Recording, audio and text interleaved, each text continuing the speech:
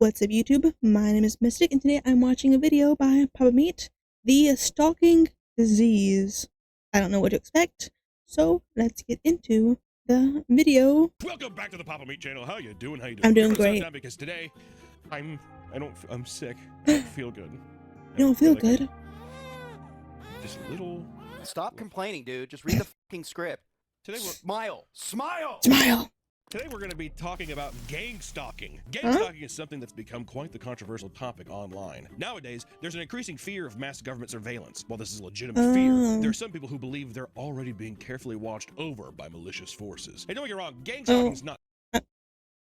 I know that I've been stalked, but like definitely not by a gang, like a group thing. I hope not. I hope not.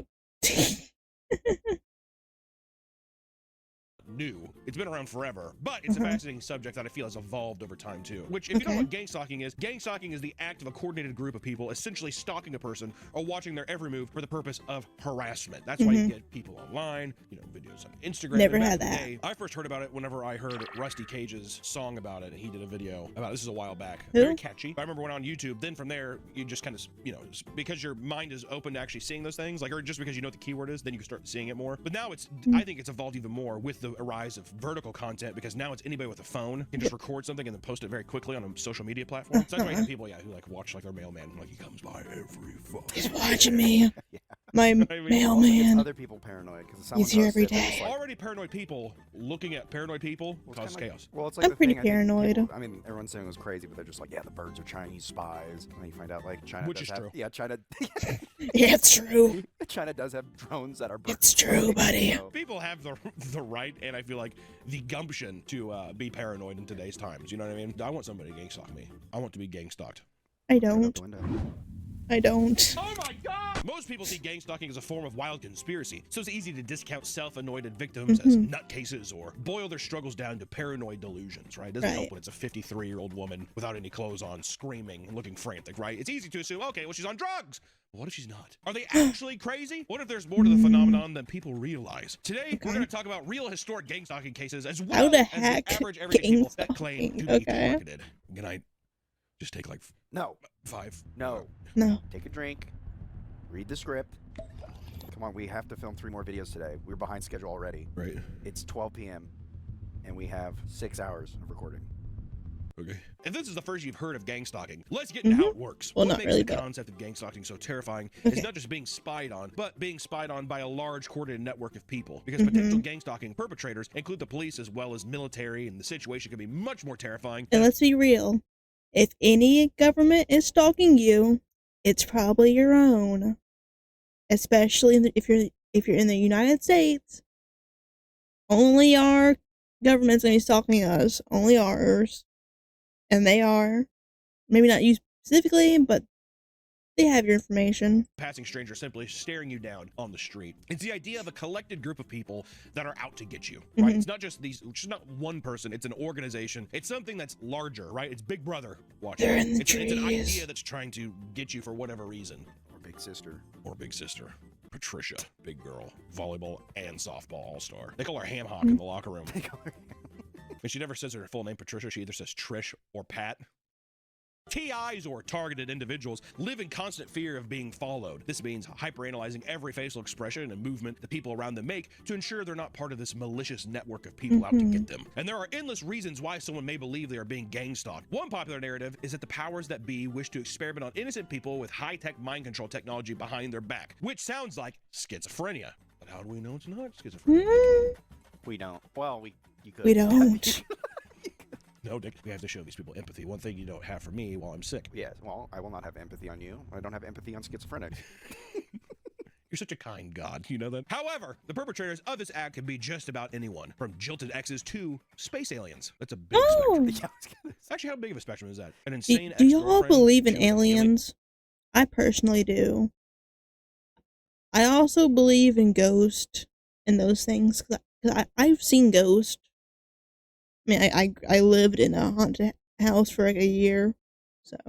That you don't know their own language, whatever species you've never seen. You think so? Anything in between, because there's some people in my past where I've been like, I'd go on the fucking UFO. I'd Alien. be less shocked. I'd be like, get me out of here. Oh, yeah. Well, see, if that which one's more dangerous? Yeah. The X. The alien, he just wants to watch. You think so? Remember that movie Fire in the Sky? It's like a Nope, pretty never good movie, watched but that it. scene with when he's on the table and stuff, I don't know how real it is like that. Also, put stuff in you. Why are aliens always wanting to put stuff in you? Well, because they want to test you.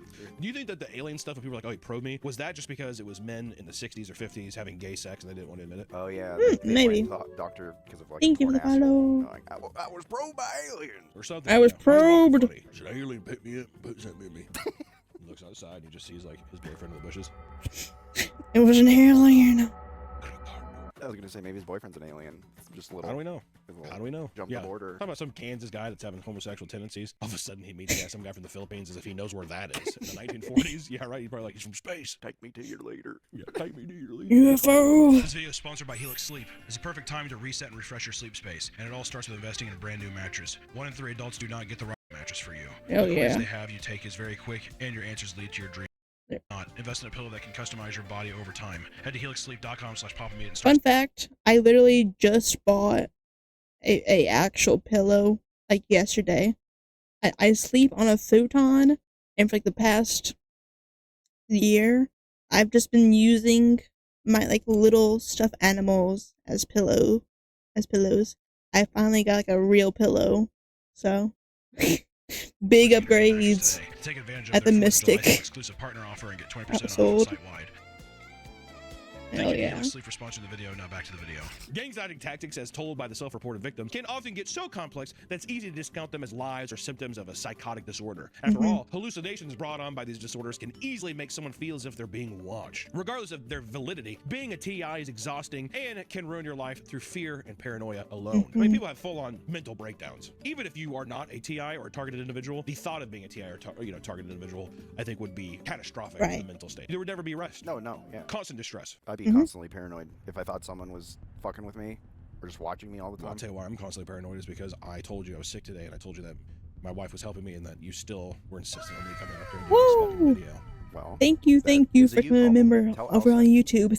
Thank you. Allison knows Thank our you. schedule. And you getting sick is not going to mess it up.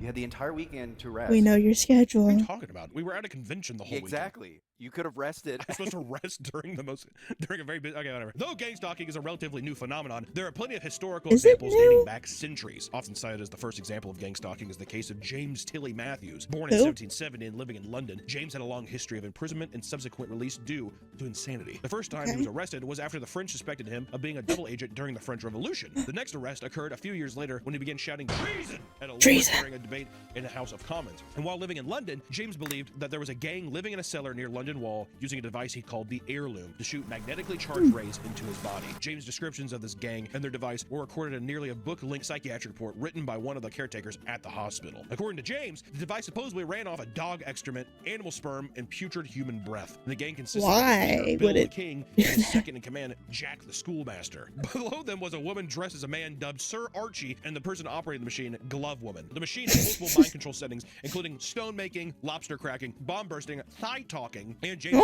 favorite, brain saying. This final setting allegedly forced thoughts into his brain against his will. James also claimed that at one point, the gang implanted a magnet into his brain, which enhanced the heirloom's effects, causing him to laugh uncontrollably and speak nonsense. James also claimed to occasionally encounter the gang in the streets of London. During these encounters, they would pull out and use magnetic batons that would allow them to vanish. James would tell others around him of the gang's work, warning them about the machine and how there were spies living in London. And for years, he would talk about the gang and blame major catastrophes on them until 1814, when he was put in a private asylum. Under the care of doctors at Fox's London house, James' delusions stopped. Though the story is cited as the first cured case of paranoid schizophrenia, the behaviors he exhibited before his treatment are believed to be the earliest recorded instances of someone believing they were being gang stalked.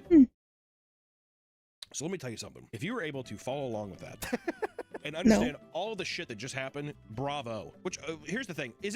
Was it proved that he, like, did all those things? Because what a colorful life, first off, before, you know, the gang stalking mental illness thing. Also, people living in the sewers in London doesn't seem totally fucking far off to me, dude. Seems very realistic. That ran on dog urine and Thank you. So the part that came up is when I'm like, he is trying to validate these things that he's experiencing. So to me, I can't tell if he has like dog jism, some poo-poo, people are coming up and yelling at him. So he's like, I smell all these things, and it's powered by it. The dog doesn't understand that. The animal, I don't know what that was. I don't know if that's a practice back then or whatever, but maybe he smelled too much dog jizz. It's common in London. How do you know what dog just smells like? It's 1800s. That's what they did. They collected it for fucking honey and oats or whatever. What? You know, I bet that's a thing. I bet you anything there was a business that probably jacked off an animal, and they're like, you put it in your cereal in the morning. Or it's like, Well, I "Yeah, put it mean, with toast. It's like ancient Chinese medicine. there's a business for jacking off humans, so that's an animal. Would anyone pay to? I mean, yeah. I'm not gonna say that. Never mind. Never mind. I like our Thank song. you. Thank you. I mean, I don't. Thank That you. sounds like blasphemy. Thank you for the flower. Thank It you. wouldn't be until centuries later that the term gang Thank you, stalking thank would you. officially be coined, and more cases of gang stalking paranoia would be recorded. Ernest Hemingway is one of the most prolific authors of the 20th century, known to billions worldwide. Have you heard of him? Everyone in the comments Thank right you. now, if you actually know who Ernest Hemingway is, say, I know who Ernest Hemingway is. I don't know what he's done. I just know the name Ernest Hemingway. And for some reason, judging by the images we just saw, I wanna say Journey to the Underground or Middle Earth, whatever that book movie thing's called. I don't know why I think it's related to that, maybe. Ernest Hemingway is. He's in World of Warcraft. He's a big game hunter. See, and that's the problem. I'm talking about gang stalking, which also I want to say Ernest Hemingway's gang stalking was real, and now you're like, Oh. I know who Ernest Hemingway is. World of Warcraft, methinks? Follower of Arthas, probably? I don't know if that's true, but... In 1961, he would take his own life. However, his death would be surrounded in mystery as the years before were filled with paranoia. 2 years before Ernest Hemingway's death, Hemingway had deep connections to the communist movements in Spain and Cuba, and he would Oh, I was regularly spend really time in both wrong. countries and have contact with government I officials. was so wrong. Because of this, Ernest believed that he was being stalked and surveilled by the FBI, and when he hung out with friends, he refused to use his own car or even talk while driving, fearing everything was being taped. He would have to have his friends pull over and wait for cars he suspected of tailing them to pass by. Holy. And on one occasion, he saw two auditors working late inside a bank and believed they were combing through his finances. Hemingway would get up from his table at a restaurant, believing the waitstaff were agents and some of his interns were federal agents. His paranoia... sorry, my fucking... Ugh. No, sorry. Come on, keep going. His paranoia would start to eat away at him at the point where he could hardly function, so he was eventually admitted to a psychiatric facility where he would receive shock therapy. While in the hospital, he would turn on his close friends, believing that they were working for the feds as well. Following his death, people believe that he was simply a psychotic, drunk old man. But it turned I wanna know which part of that's real and which is fake. Was it all real, or was only parts of it real? out that his paranoia was actually justified. Okay. Eventually, the FBI would declassify a 122-page document titled Hemingway Part 1, which went into Part great detail 1. about the agency's monitoring of his every fucking move. It also hinted that Hemingway may have loosely worked with the FBI while they were fighting against both Spanish and Cuban communists, which the fact that it's labeled Part 1 implies that there are more that's pages insane. that have even yet to be Release surfaced. So the who other knows parts. how many parts there are, Nick? Just the fact that you were working with someone you know what the FBI is capable of, and now you see all the signs, and nobody believes you. You're working with them. We don't know how his relationship with them ended. Is it poorly? To the point now where he's like, they're gonna fucking kill me. They're Because gonna also, he fuck probably you knows the up. severity of like, well, they're not just gonna like assassinate you. They're gonna make you say like, oh, he committed suicide or something, right? In the first pages of the document, the FBI He was admitted that Hemingway was slightly insane. against working with them and referred to their operations as similar to Nazi Germany's Gestapo. It's not a great page one, Well, I turn mean, of the they page were kind of inspired by us. document opener. So no wonder Ernest was fucking like, I need to get the fuck out of here. I like how it's too. It's like he doesn't agree with our methods. All right. All right, I guess we're the bad guys then. For decades, people had theorized that Hemingway's paranoia had been genuine, with one theory stating that the Mayo Clinic, which was affiliated with the hospital Mayo that delivered his Clinic? shock therapy, might have worked with the FBI directly to fry his What brain a and worsen name. his mental state. Who knows how many people have been affected by gang stalking that have gone unnoticed? The only reason that we know what the FBI did to Ernest was that we had a prominent public figure whose files were eventually publicized. But, I mean, the amount of people that you don't know is fucking insane. A few decades after his passing, another author would struggle with the same paranoia caused by a different government agency. Gloria Naylor was a famous author who saw her great success with her releases in the 80s and 90s. In 1996, she would get into an argument with her neighbor who allegedly had a brother working for the National Security Agency. In the following weeks, Gloria claimed that random cars continually drive down her street This and watch was her house. Out in real? public, people would begin Hey? following her everywhere she went. On airplanes, she noticed people would mimic her every movement, and she believed her phone had been tapped. In an interview, she stated her belief that the government was using technology capable of decoding her brain and reading her thoughts. She would I claim doubt this that technology part. caused her to hear certain racist and anti-Semitic phrases on repeat in her head, despite not outwardly feeling that way. All right. I mean, that's just intrusive thoughts. That's crazy, but at the same time, it is kind of funny that someone's like, I don't know, they're like, actually, Slur. I don't actually feel that way though. Yeah, just thoughts in my head. Someone's putting those thoughts in my head.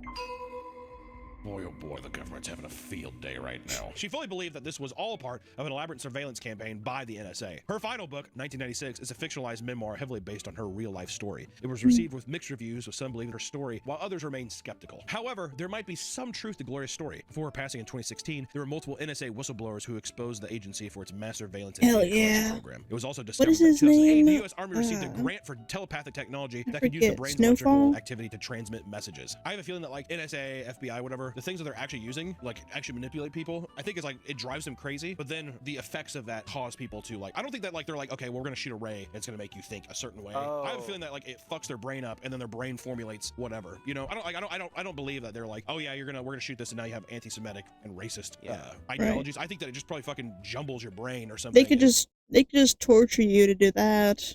They could just, torture you probably and get that mindset going.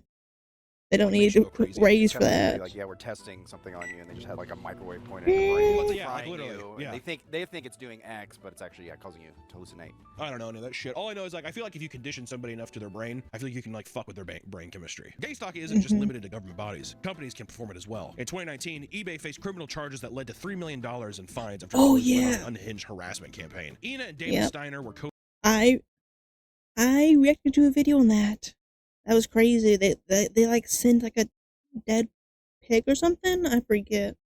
But it was crazy. And writers for E-Commerce Bytes, a newsletter focusing on e-commerce companies. Ina had written a story about a lawsuit where eBay accused Amazon of stealing its business by poaching its sellers. In it, she lightly criticized eBay CEO Devin Winnick's business strategies. eBay executives had already taken note of Ina's inflammatory newsletter when she previously mocked Devin's insane income and how little he paid his employees. According to the court documents, after Ina wrote the second story, Devin's communications chief, Steve Weimer, messaged another high executive, James Bowell. In his messages, he would state, and I quote, "If you're ever going to take her down, now is the now's time." Biased troll who needs to get burned down. This sparked what would be a month-long gang stalking campaign that escalated with each passing day. eBay had its own intelligence agents within the company led by James Bowell. With his new marching orders from Weimer, he began using the team to harass and stalk the couple. And shortly after the memo was put out, people within the team started creating fake Twitter accounts to send death threats to the couple, dox them, and encourage people to sexually assault Ina. What? I don't remember that part. Courage. Jesus. What the fuck are you talking about? It's insane the fact too they're just like, what, eBay? Not long after the harassment online began, Bow's team started sending physical packages to the Steiner household. These packages included a bloody pig mask, funeral wreaths, a book titled Grief Diaries, Surviving the Loss of a Spouse, and insects including live spiders, fly larvae, and cockroaches. They even began sending pornographic magazines to their neighbor's house with David's name on them. This is all like some Scientology shit. It has like, how do we know that it's fucking eBay and Scientology are in cahoots, dude? It's too simple. Also, it's a newsletter. I mean, like, who the fuck actually, who read it? I mean, I guess just the CEO to be like, how dare they? I'm the CEO of eBay. I'm not gonna stand for something. Y'all going down. Say that people go tweet that you're gonna sexually assault her. Yes. Realizing the couple wasn't intimidated, Weimer became also Chad. Realizing the couple wasn't intimidated, they're like, I don't give a fuck. Yeah. What? Weimer became enraged and told Baugh, I want to see ashes. Lower. Do whatever it. Lower. No. I want to see ashes.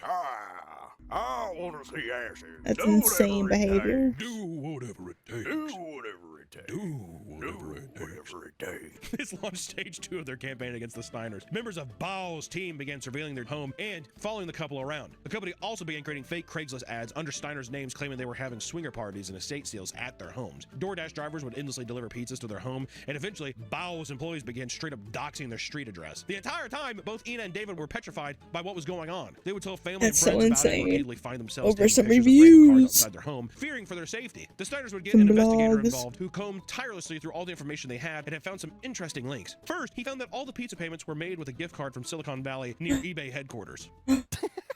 Not suspicious at all. It didn't take much digging for the investigator to find some information on both Bowell and one of his employees, Veronica Z. Not only did he find their phone numbers, but he learned that the two were staying at a hotel at the Ritz-Carlton. When the investigator attempted to confront them at the Carlton, they were already gone and headed to the airport. He attempted to call them, but Bowell would pretend to be Z's husband and would play dumb. In time, the FBI would get involved, and Bowell's team began scrambling to create a fake stalker to frame. They also began fabricating personal dossiers on the Steiners to try to cover their tracks while also making the couple look bad. Members of Bowell's team even attempted to find a friendly police officer in the Bay Area that would falsify security camera footage to try and back up their side of the story. eBay's legal team had also gotten involved and launched a full internal investigation. Despite Bao's attempts at having his employees delete incriminating evidence of their stalking, everything was eventually brought to light. In the following weeks, the intelligence agents under Bao would be fired. Bao himself would be put on administrative leave, and Weimer would be fired as well. Administrative Later, the CEO would leave. resign and receive a $57 million exit package. $50 million in an exit package. Fuck you. In 2020, the U.S. Department of Justice charged several employees with multiple counts of cyberstalking, conspiracy, and witness tampering. Each charges carried a potential 1 to 5 years in prison. Which the CEO, guess what, was never charged with anything. Of course not. That's a shocker. In addition to the sentencing, He's too eBay rich. had to pay $3 million and agreed to be monitored by the government for 3 years. The Steiners also filed a civil lawsuit that was recently adjourned for an undisclosed amount, which $3 million, that's not enough. Not when the fucking CEO's getting a $57 million fucking exit package. Come on, dude. Come on, man. Look online today and you'll see that gang stalking is still very prevalent. In fact, feelings of fear and paranoia are only worse now that countless online communities exist that feed into a person's every delusion. Those who are deeply affected by supposed gang stalking are often heavily involved in these online echo chambers, leading to wild posts that get treated as completely reasonable across Facebook, Reddit, and other online forums. Among these posts, nothing can be a simple coincidence. Even a bug found crawling from the wall must be a surveillance dog there to document their conversation and movements. Other creators dedicate their entire careers to exposing their supposed gang stalking, often by just filming their everyday lives and interpreting everyone's movements as suspicious in some way. Similar to how people online will trick internet lolcows into destroying their lives for content, commenters on these videos will confidently assure them what's happening is 100% real in order to keep the content rolling. One of the most insane cases of this is seen in Yoshikazu Iwama.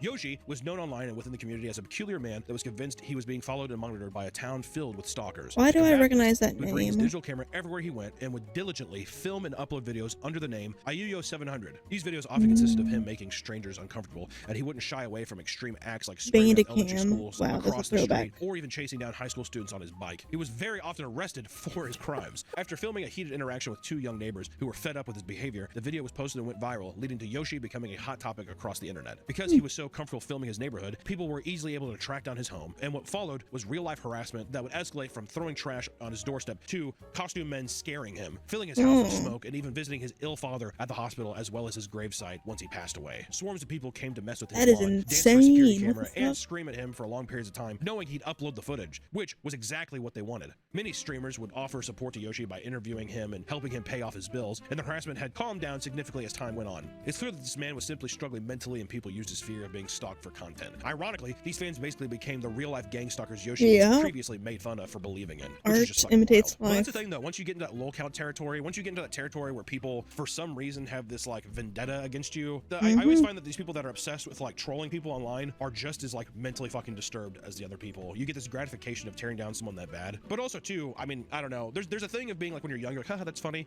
but to actually proactively go somewhere, fucking visit someone's ill father, go to his gravesite In a afterward, I don't grave, know, fill yeah, his that's house with smoke. insane. It's just fucking crazy, man. It's difficult to just believe a lot of these stories at face value, but sometimes it doesn't seem too far-fetched when you look at the past. When mind control experiments like MK Ultra are a well-known part of CIA history, it's not crazy to assume that there's at least desire by those in power to control the minds of people in some way. Today, there are so many cases of potential gang stalking that online groups form solely just to investigate and understand them. While the concept of powerful people tapping into your phones and cameras isn't really that shocking anymore, some people certainly take it to the extremes. In the majority of these cases, you're likely not being followed, and you should be careful choosing the communities you inhabit, because they might just feed into the dangerous false narratives that you've constructed for yourself. So for the love of God, if you think something's happening, seek help. And if there's a schizophrenic person or a mentally disturbed person on your Instagram story, don't fucking don't feed into it. All right? Don't Let say the person nothing. be. Just scroll. The world will be a better place, Nick. I like, comment, and support them. Well, until next time, I am getting out of here, and I'm gonna go probably sleep for a bit because I am very sick and I don't feel well. So. Well, I already told you we have more videos to record. You will suffer through those videos. Comment down below. The birds are robots. I don't know. Yeah. Until next time, bye-bye, YouTube.